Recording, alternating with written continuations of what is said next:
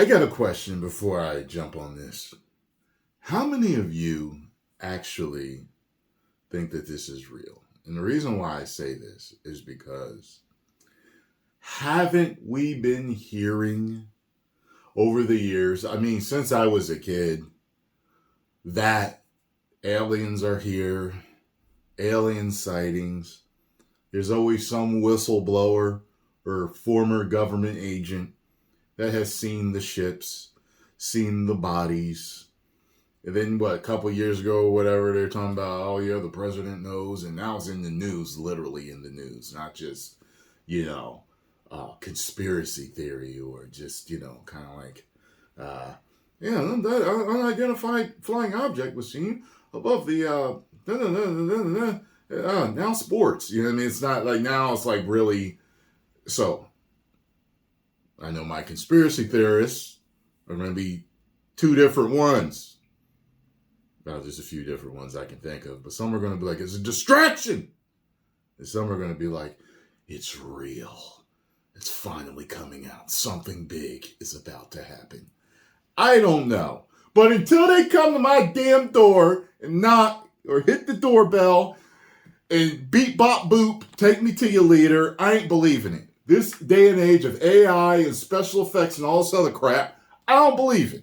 That's just my personal view. We will see if it's real or not. Let's check this out. Jeremy Corbell is an investigative journalist who helped obtain and release the DoD footage of UFOs and made contact with this DoD whistleblower as far back as 14 months ago. So you're vouching for this guy. Well, we certainly know that Mr. Grush is who he says that he is, that he was in the position that he said that he was in, that he had the access that he said that he had. We know that for certain. And also we know that his colleagues and people around him find him to be a credible person, as do I.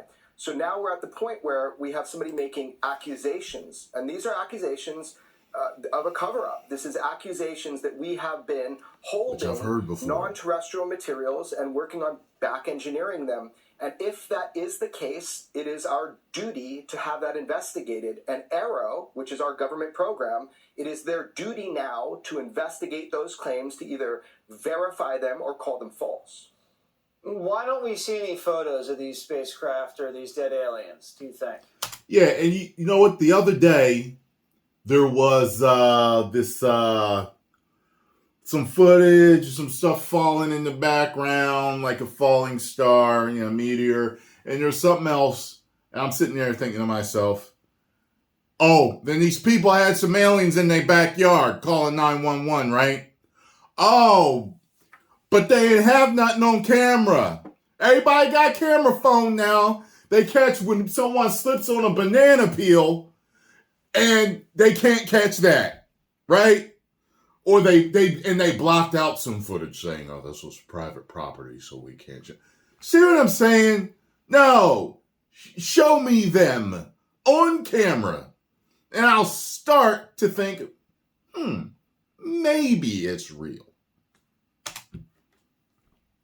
Yeah, I want to see them too, right? That's the whole point. Yeah. Is we want to know. We don't want to think. We want to know. But this really does feel like an episode or that movie Don't Look Up. People have been saying for a long time that there are these reverse engineering of non-terrestrial craft, that this has been going on. We know for sure these things are operating in our skies. I think the big question is, who made them? Where are the manufacturing facilities for these?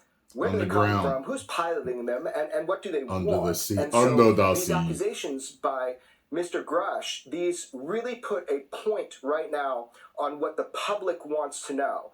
If there are holding facilities, open those doors.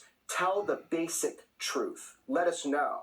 Do you think the government would ever just say, oh, you know what, we've been lying to you for 70 years. We got aliens. We got dead aliens. Here they are. I mean, the country would never trust the government again. Oh, please. The government's been lying about everything for a while. Weapons, right?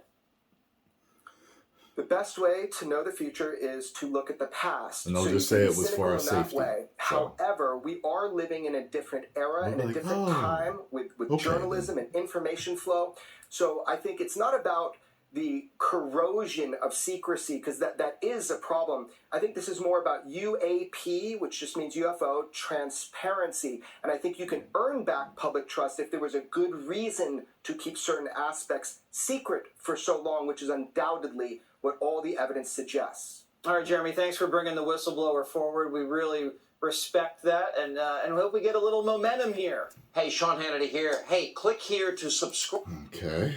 And looks like we got something else right here. And now the floodgates are open. Let me check this out here. And now the floodgates are open. Credible sources, including former high-ranking intel officials, have corroborated to our next guest that the U.S. military is in possession of at least a dozen alien spaceships. Okay. A dozen. And reportedly, both our government and private aerospace companies are trying to reverse engineer the ships. One source even said, "We're trying to fly these ships." Let's bring in Michael Shelton. I've heard all that before, too. On Substack. So what are these sources telling you? We got 12 ships. What are these suckers? A lot of our technology comes from these ships. Good to be with you, Jesse. Yeah, I mean, the descriptions range from the classic disc shape. I'll tell you what a buddy of mine told me. Another person described one of the ships as was in the Air Force. Sort of a modified Huey helicopter or deep sea submarine.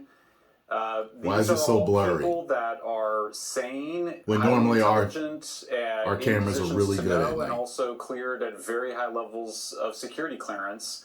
They were very anxious in speaking with me. I protected their identities, didn't even reveal their genders or the institutions that they worked for, but they all felt compelled to speak out in response to this whistleblower who you just quoted, who made those extraordinary claims, and they verified the core claims that indeed the U.S. government does have non-human spacecraft.